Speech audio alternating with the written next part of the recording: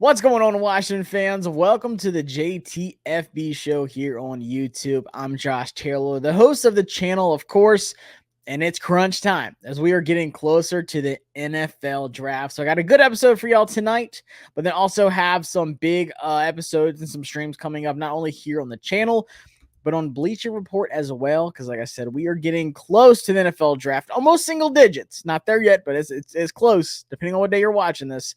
But on this Tuesday coming up on the 16th, I will be talking about the sleepers for the Washington Commanders when it's talking about players that we should draft. And that is at 11 o'clock Eastern time on the Bleacher Report app.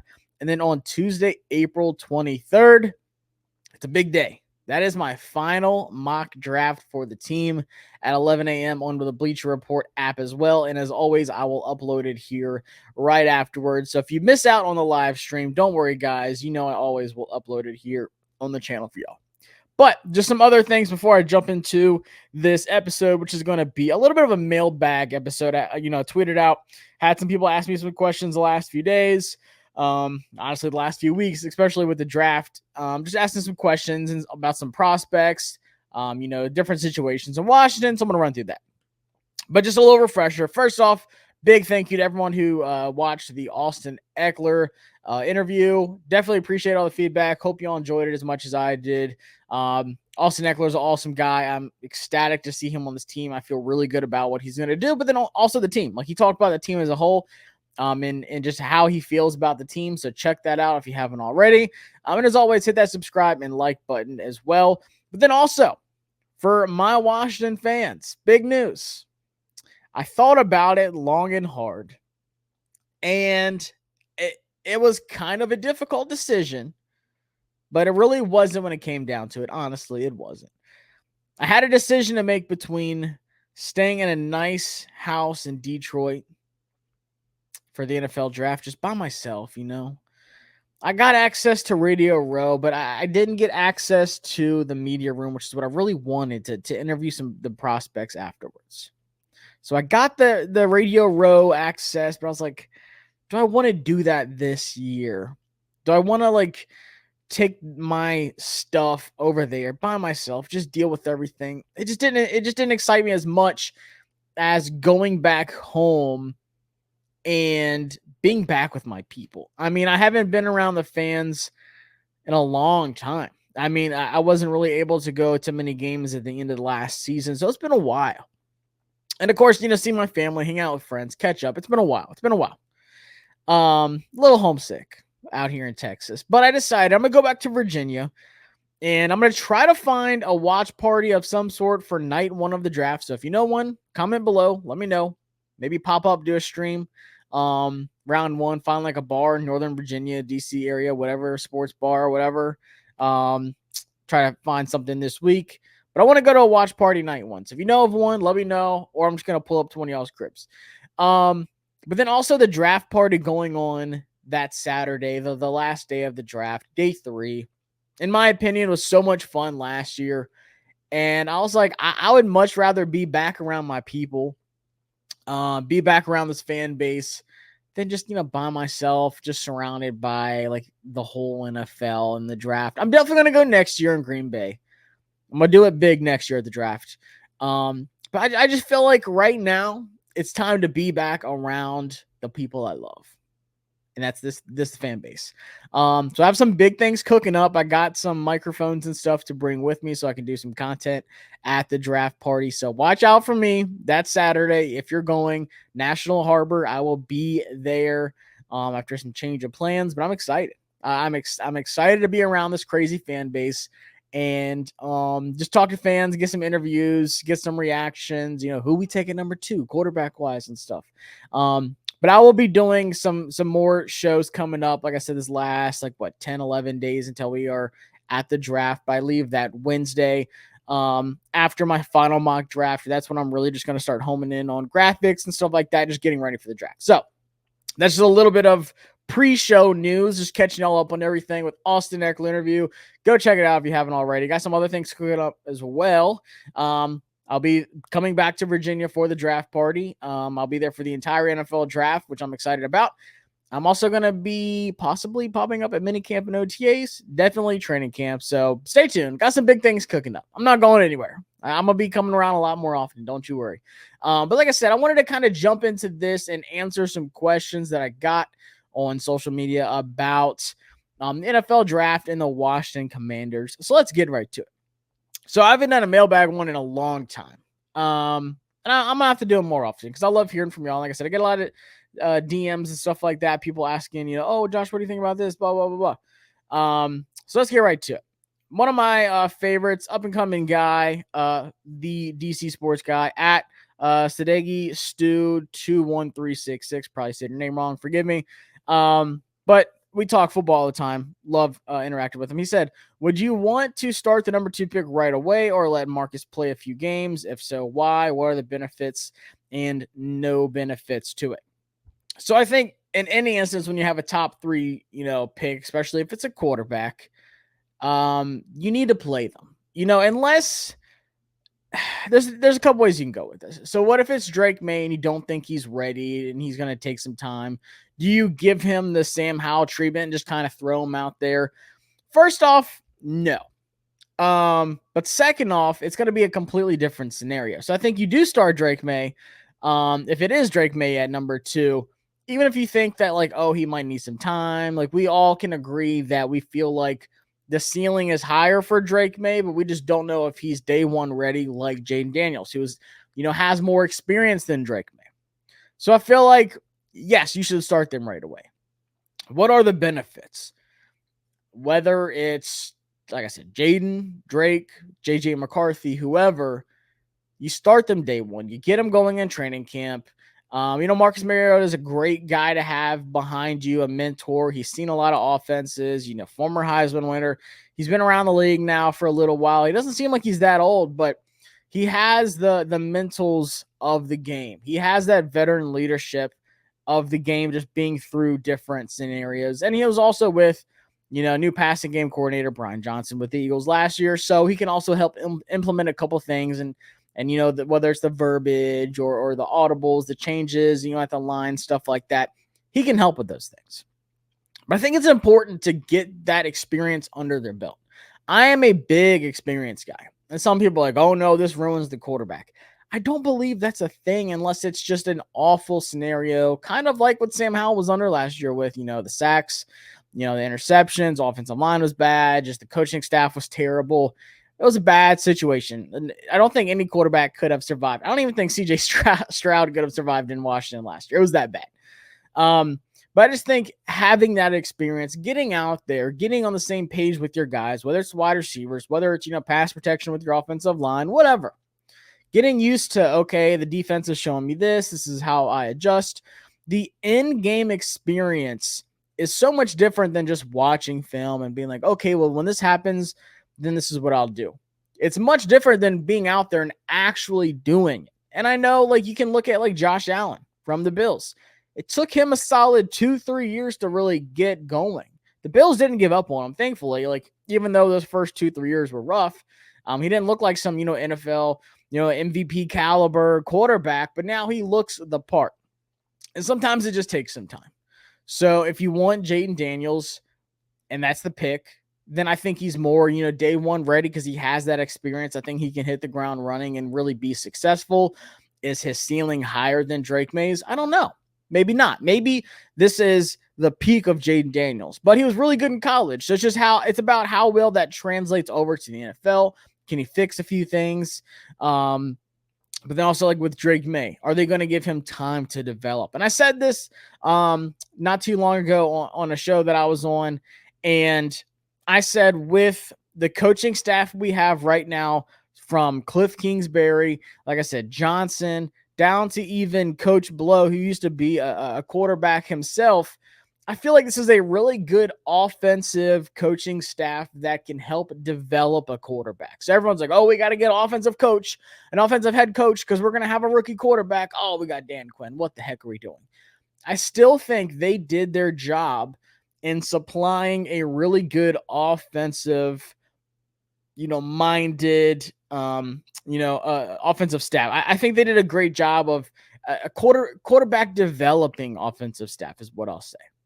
I don't think it's going to be like the Eric Bieniemy style where it's like these long, complicated sentences, and it's like one of the most, complicated offenses in the NFL. It's not going to be that. I feel like, like I said, Cliff and Johnson and David are going to really just home in on the strengths of their quarterback while improving, the weaknesses and getting that going and tweaking those things. They're going to center the offense around the strengths of the quarterback. So I think that quarterback will be able to play day one. I hate the whole, just sit back and learn kind of mindset. I've never been a fan of that. So appreciate that question. But, in the past we've had like, there's a quarterback controversy, or is so-and-so going to play day one? That's not going to happen. We will know as soon as who is drafted. Like I said, it doesn't matter who it is. They will be the starter in practice and training camp and preseason. And then when week one hits and we are flooding FedEx Field or whatever we're going to call it next, that guy is going to be a quarterback one. It's not going to change. So good question. My guy Ranger Teach at Ranger T says, I know we need some help in the passing game with possibly some taller receivers. Who are some later round guys you would consider? So we can all agree this is probably one of the best wide receiver classes historically. Now this is kind of some agree, some don't agree. Like, we have to have a big wide receiver. I don't think that's the case. And I had someone tell me that the other day. I said, well, look at the Dolphins. One of the best, if not the best, wide receiver duo in the NFL. Tyreek Hill and my guy Jalen Waddle. They're both 5'11". And I would, have that duo over anybody next year, honestly. Like I said, it's not like they have like some 6'4" guy who's just like going down in the end zone waiting for it. Now, yeah, it'd be super nice to get, Brian Thomas Jr. out of LSU, someone that's like a big time athletic freak that has the size, has everything. Reminds me of like, I hate to, put them up there with some big names, but like Julio Jones, Megatron, just like size wise, they have no business running, or he has no business like running the way he does or getting the separation that Brian Thomas does. But who are some late round guys? So I'm not going to just talk about some, tall wide receivers. I'm going to talk about all of them. We love wide receivers, all shapes and sizes. But I think there is a possibility. I'm glad you said late round wide receivers, because I think there is a possibility Washington could get one in like the second or third. But I also think there's a possibility that Washington double dips at wide receiver. I think they need a lot of wide receiver help outside of Terry and Jahan. I do not like our wide receiver room. I would love to see my guy Mitch Tinsley get some opportunities. I think Mitch has some really good things to his game. De'Ami Brown, we just haven't seen enough out of him yet. But we need some more dogs. So give me some more dogs. Wide receiver 3, wide receiver 4 in the draft. But I'm looking at some of those like round 4 and beyond guys. Obviously, Malik Washington is one of the names that everyone's been hearing a lot recently. UVA wide receiver. He is one of the smaller wide receivers, 5'8", 194. But I talked about him on the wide receiver video I did as an option for Washington because the guy is phenomenal. He is so hard to tackle. I love the way he runs when he gets the ball in his hands. He had the most yards in the slot in college last year, and he had the most missed tackles out of every wide receiver in college football last year. But he had 35 missed tackles forced last year. And the quarterback room at UVA wasn't the best all the time last year. It was kind of hot and cold here or there. But he finished with a 92.4 receiving grade, only had a 2.6% drop rate, which was only 3 drops, on a total of 138 targets and 111 catches, by the way, which is bonkers. He had a 64.7 contested catch rate at 5'8". 64.7. That's better. That's over double what Brendan Rice had, who is way bigger than he is. Yards per route run, 3.15. That's got to be top 6, top 7 out of all the wide receivers in the draft class. And he had an 88.7 grade versus man coverage, which is like top 5%. Like, it's ridiculous. Malik Washington put up crazy numbers last year at UVA, like unheard of numbers last year. And it took a long time for people to get used to him. Like, is he going to be stuck in the slot? Possibly. I'm not against, keeping Jahan Dotson on the outside, But like I said, maybe they get somebody else to go outside. Yeah, in like the second, third round. Maybe they go like Javon Baker, Troy Franklin, someone like that goes outside. You keep Jahan outside as well, and then put Malik Washington in the slot. That's crazy. That is insane. I will never turn down getting help for a rookie quarterback. Never. Another guy who's put up some crazy numbers that has more of the size that you're probably going to like, Cornelius Johnson. He's someone I actually have not talked about at all. But he's had a really good offseason when it comes to like the combine, pro days. You know, the wide receiver out of Michigan, 6'3", 208, didn't put up the craziest stats. He had 47 catches on 66 targets for 604 yards, only one touchdown. But when it comes down to it, honestly, Michigan didn't really do a lot of error passes. Sorry, JJ McCarthy. But when they did, it was like Roman Wilson. That was pretty much it. But I like the upside for Cornelius Johnson. I like his size. I like his game. Another guy that's going super underrated, he was talked about a lot during the Senior Bowl, and that was Luke McCaffrey. Obviously, Christian McCaffrey's brother. He's going to get talked about. He only had 3 drops last year. He had 120 targets, 71 catches, 992 yards, 13 touchdowns. So he averaged a touchdown a game. He played in 13 games last year. He had 356 snaps in the slot and 139 out wide, which is kind of surprising to me because he's 6'2", 195. His size does not say slot guy at all. But in my opinion, I like that about him. You can move him inside or outside. But from what I saw at the Senior Bowl, you stick this guy on the outside, he can make some crazy catches. He can get separation. I was super impressed with Luke McCaffrey. Like, I was like, all right, they're going to hype this guy up because it is Christian McCaffrey's brother. But no, Luke McCaffrey actually surprised the heck out of me. And he had 17 contested catches last year, which is tied for second among all wide receivers in college football. So he is a great contested catch guy, catching in traffic. He was good after the catch as well. Yards after catch per reception, about 6 yards after the catch per reception. Not that bad. I'll take it. He had 10 deep catches last year. I'll take that all day long. Wasn't much of a screen guy. He only had 54 screen yards. And then everything else was just downfield. I was really impressed with Luke McCaffrey at the Senior Bowl going against some of the best. There's a couple other guys I want to talk about that were at a different bowl game. They're at the Shrine Bowl, and that's Joshua Cephas and David White Jr. I think we met with both of these guys at the Shrine Bowl. We might have had another meeting with David White Jr. I can't remember. But Joshua Cephas, another one of these tall guys, 6'3", 185. I really like what I seen out of Joshua Cephas as well. He was getting a lot of buzz at the Shrine Bowl. He had 89 catches for 1,151 yards last year and 10 touchdowns. He lined up in the slot. He lined up outside. Like, the numbers look good. He played wide receiver at UTSA. He had a couple good wide receivers last year. Only had 1 drop all of last year, which is insane. So great hands. Check that off. 2.39 yards per route run. I'll take that. 88.3 grade versus man coverage. Phenomenal. I'll take that all day long.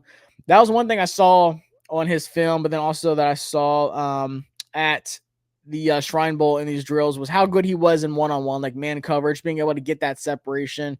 Great release package, being able to get on his stem, stack DBs. I'm intrigued by Joshua Cephas. I think he gets drafted. I don't think he goes undrafted. I think he could be a late round guy that pops out. And same with David White Jr. Doesn't have the crazy numbers, but he's 6'4", 200 pounds. Another guy that had a great week at the Shrine Bowl that just showed like, hey, I know I played at Western Carolina, but let me show y'all against some of these, Power 5 guys that I can compete with the best. And he had some really good catches. Only had 2 drops last year as well. So another one of these really good, sure-handed wide receivers. But good question, Ranger, because like I said, maybe we go get one of these guys like A.D. Mitchell, Troy Franklin, Ricky Pearsall, Jermaine Burton, Keon Coleman, Xavier Legette in these, second, third round, and then maybe we double dip back in like the 5th, 6th round to get another wide receiver, just depending on how things fall. Whether, talking about offensive line, edge rusher, linebacker, or whatever we decide to do, safety, corner. We got a lot of picks that we can spread elsewhere into some other positions. Had someone ask me what it would look like. Joe McHugh said what it would look like to get Alt and Olu. I don't think that's even really a possibility. But I will say, let me see. If you're talking about what it would look like to move up to get Olu, so say we take a quarterback at 2, whoever it is, what does that look like? Getting trading back up, and I talked about this on the stream on Bleacher Report this past Tuesday of different trade scenarios that I could see Washington doing. And there's a couple teams that I'm looking at, when we're talking about moving from the second round, whether it's pick 36, pick 40, to get back up into the first round to get one of those offensive tackles. And I think Olu is the guy they're going to hone in on. I think Olu slips a little bit because of the quarterbacks, the wide receivers. I think Joe Alt goes. Then you're talking about like Brock Bowers, maybe a corner in there as well. I think I'm looking at the Broncos, the Raiders, and maybe the Saints, but the Saints need offensive line bad. So I'm trying to get ahead of them. So I've kind of honed in on the Raiders at 13. And this was my trade package, and people were like, holy smokes, that's a lot, Josh. It is. But it's worth it. And it's probably going to be about what it cost to get the 13th overall pick in the draft. I'm thinking pick 36 or 40. I'll go 40. Let's just say 40 for now, because this is a good package. Pick 40. Pick 152 of this year, and a 2025 first round pick. Like, whoa, a first next year? First next year. I know it hurts. And pick 40 and pick 152. I think 152 is what we got for Sam Howell. And then pick 40 is what we got for Montez Sweat. I can't remember. Maybe so. Let me see, actually. Let's see. Pick 40 was the Montez Sweat one. And then 152 is I thought what we got for the first Sam Howell. So yeah, it does seem like it's a lot. It seems like it's a lot because that first next year, but I'm telling you guys, I think it would absolutely be worth it. Absolutely be worth it. You're talking about Olu Fashanu, who in my opinion is a top 5 talent of this draft. People are like, oh, his hands are small. I don't care. Watch the film. Watch the tape. Olu Fashanu could be that franchise left tackle for a long time. He could be our next Trent Williams. I know that's a lot. That's saying a lot. But he could be that next guy for us on the left side of the line. So you get your quarterback at 2. And in my opinion, like I said, it is absolutely worth trading a first next year, trading a second this year. Maybe got to give up a little more. Yeah, we got 152 is from Seattle. It's worth it. Who cares about that first next year if you're getting your left tackle of the future this year? You already got your quarterback this year. Who cares? We can trade up if we have to get someone crazy next year. By that time, you already, like I said, you have your quarterback, you have your left tackle. What else are you dying for next year? To where you're I have to get one in the first round. We'll see. We'll see. But in my opinion, it's worth it. Like I said, get it. If you can go ahead and hit on those, great. Right tackle, we're probably, there's a couple guys in the second, third round. Roger Rosengarten is a guy who's getting a lot of hype right now. Mel Kiper just put him in the first round, which is crazy. But people really like him. I have a third round grade on him, but he's an option in the second with the other pick. So like I said, you get your left tackle and maybe you double up and get Roger Rosengarten at pick, 36. If he makes it there, that's fine. So get your quarterback and please, for the love of God, protect him. We learned from last year, you have to protect the quarterback. Absolutely have to. Let's see what else we got here. RS Swimmer 84 says Dan Quinn and Witt keep talking about defensive players who can catch the ball. Who are some day 3 DBs who have great hands and could be productive for us? That's a great question. Let me see here. Let me pull up my DBs. Day 3. These are some guys that might make it to day 3. I highly doubt it though.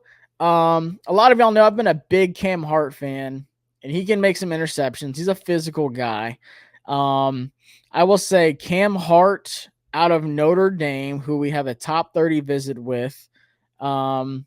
He impressed the heck out of me at the Senior Bowl. He had some great, he was running routes for wide receivers. I kind of talked about, him a lot on the corner video I did. I kind of talked about a lot of these guys here. But I'm a big Cam Hart fan. I think him, you said day 3. I think he's a 3rd rounder. So day 3 is really going to be, 4th, 5th, 6th, 7th. But I think Cam Hart's a baller. Elijah Jones, I don't know how high he goes. I could see him going late 3rd. That's another guy we have a top 30 visit with. 5 interceptions last year. His coverage tape was one of the best to watch out of all of the corner prospects, which is crazy to see. I like this corner class a lot. Now, I think he's strictly a man coverage corner. His man coverage grade was a 90.8 at Boston College. He's 6'2", 184. He's had great numbers when it comes to the combine pro days this year. So those measurements, those numbers are really kind of boosting his stock right now. But I went back and watched his tape. He struggles to tackle. He needs to work on that a little bit. He needs to work, in the zone a little bit better. But with Dan Quinn and with Coach Witt, when they're talking about their kind of defense, I think they're going to play some heavy man defense. And I think Elijah Jones fits that perfectly. I think Elijah Jones would be a perfect corner in this defensive scheme that they want. And I think he's a guy that could catch a lot of interceptions for you. Do I think he makes it to day 3? You're kind of asking a lot at that point. I could see him being a 3rd rounder, honestly, because of the potential that's there with him. Then I'm also looking at Kalen Carson. Kalen King is a guy that has slipped a lot. And I know people have kind of fallen off the Kalen King train, but I'm not. I've been a Kalen King fan, just watching him up close and personal, covering Penn State for like the 2 years that I did. I'm a big Kalen King fan. I don't understand the fall off of him going from 1st rounder to, being ranked as like a 4th round, 5th round corner now. I don't get it. Not one bit. I would love to have him here. And then even his teammate, Johnny Dixon's a guy that I think would be a good fit for this team. Let me see some other man corners that I like that would fit. Josh Newton is another one out of TCU that's slept on. I think he's going to be strictly a man corner as well. There's some big time sleepers in the later rounds, like I don't want to say later rounds, but like 3, 4, maybe 5. I think there's some good starting corners that have some untapped potential. But like honestly, Cam Hart, Elijah Jones, even Jarvis Brownlee Jr. out of Louisville, is a guy that could, go in like the late 3rd possibly. But I'm telling you, that 3rd, 4th round, and I've said this a lot recently, Dan Quinn and Coach Witt have no problem of, doing a lot with a little. Getting a guy in the 3rd, 4th round, starting them day 1, and then they just look like an all-pro. Now, I know that says a lot, but, just look at Deron Bland. What happened when, Trayvon Diggs went down? Deron Bland popped off last year, breaks the records for pick 6s. So there is some later round guys that I do like that I think fit like really well. But if you're looking for a corner for Washington, Elijah Jones is one to circle a couple times because we've been linked to him. He fits. He is the exact kind of guy Dan Quinn and Coach Witt are just like, oh man, don't let this guy fall to us because he is going to get some interceptions next year. So great question, RS Swimmer 84. Let's see what else we got. Which wide receiver? I have to answer this one because one of my favorite prospects in the draft that's getting slept on is my answer for this one. At Terry Furtudi said, which wide receiver prospect do you think is currently getting slept on the most? And this has been one of my favorite guys. Since I started really watching wide receivers back in like October, I was like, man, I don't understand. And I do understand, actually. It's because he was in a room with Rome Odunze and Jalen McMillan, and that is Jalen Polk. I am a Jalen Polk stan.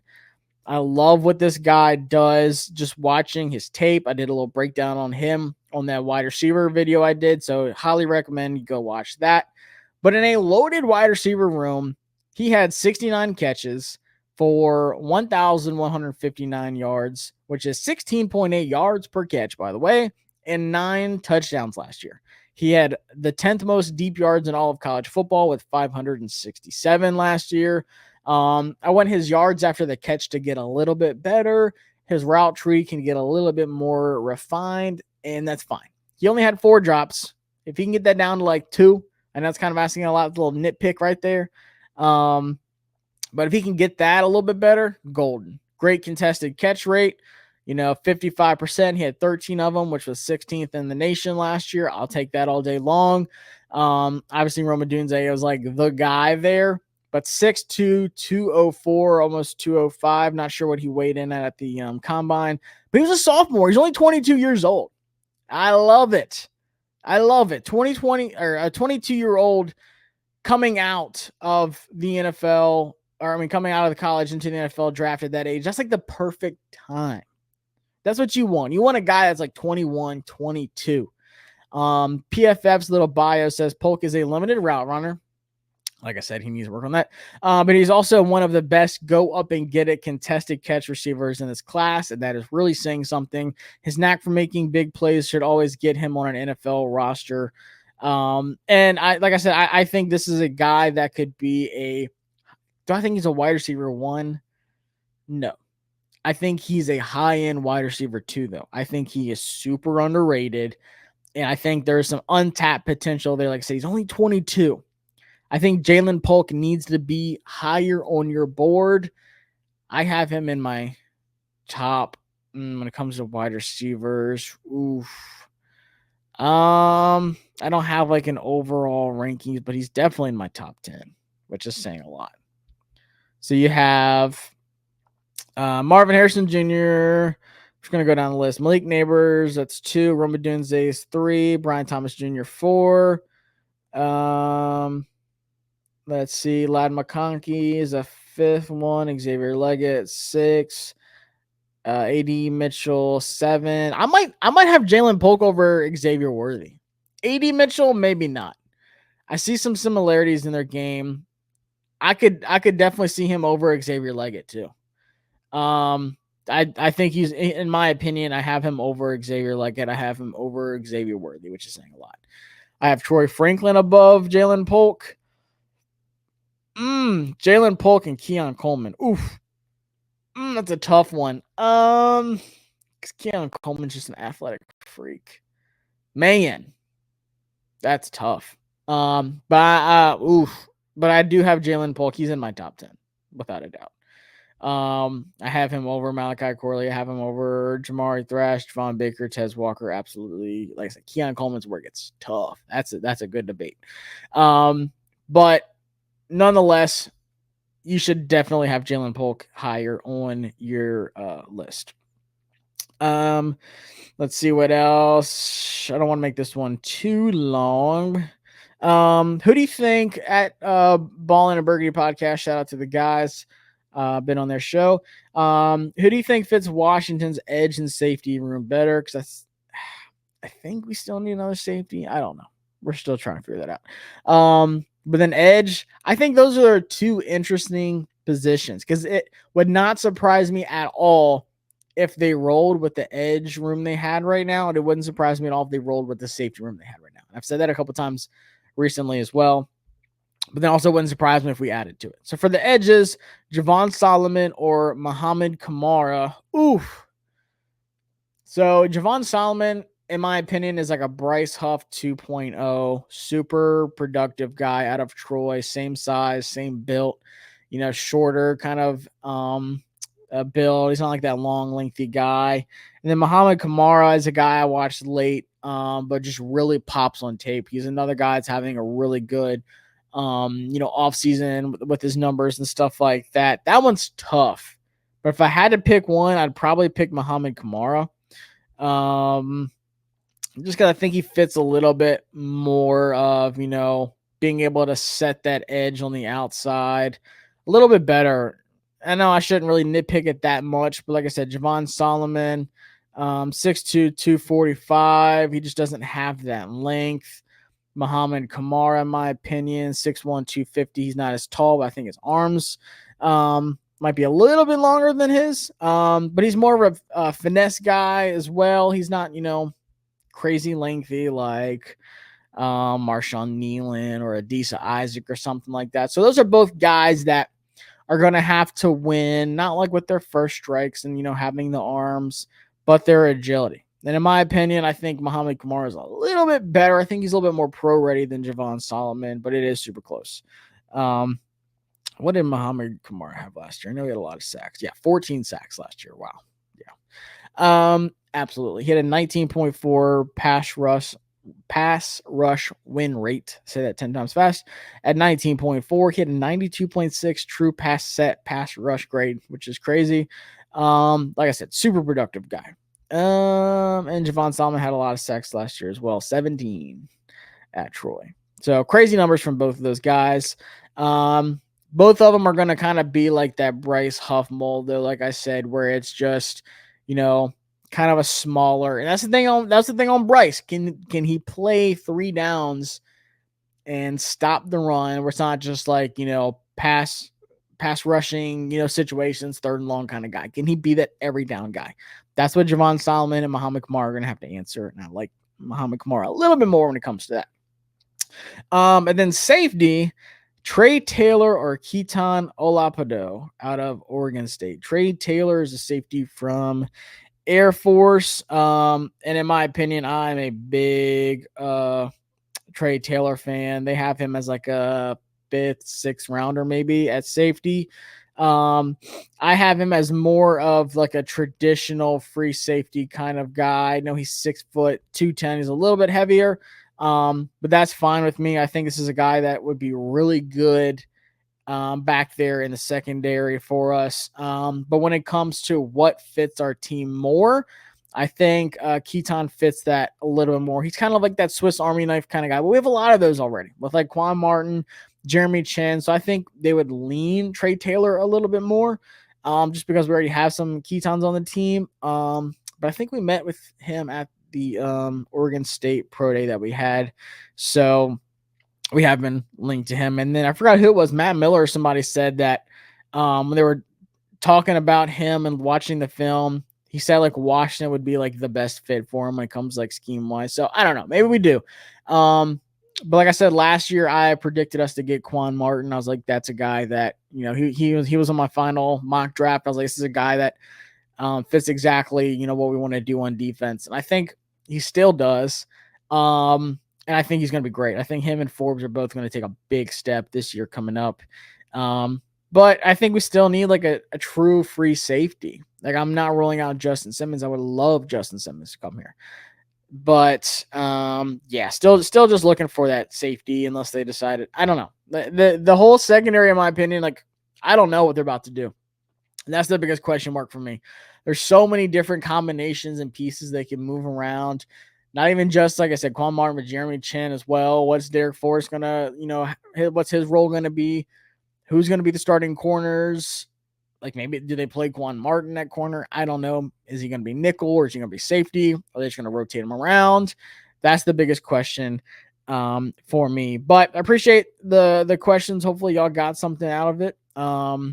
And like I said, I got a lot of big time things cooking up in the next few days, the next week and a half until we have the NFL draft. So tune in on Tuesday morning where I'll talk about my biggest sleepers for Washington when it comes to prospects that we should absolutely be taking a look at, and maybe even expecting Washington to draft. Maybe it's based off of top 30 visits, or just guys that I think aren't getting the recognition they deserve. I think Elijah Jones is definitely going to be on that list for me. Like I said, just these guys that weren't on like really good teams, but have that high end, skill set that's going to translate the measurements and everything. That's going to translate to the next level. So tune in for that. And then I'll do some more videos here on the channel before heading out to Virginia to come watch the NFL draft with all of y'all back home in the DMV. And like I said, if you know of any watch parties for day one, drop them for me so I can pop in somewhere and watch the number 2 overall pick, and we can react to that together. And then I'll do some vlogs and some questions and stuff like that with fans that Saturday at the draft party at the National Harbor. So if you're going to that, let me know as well. Subscribe to the channel, hit that like button, and I'll see y'all next time here on the JTFB channel. Peace.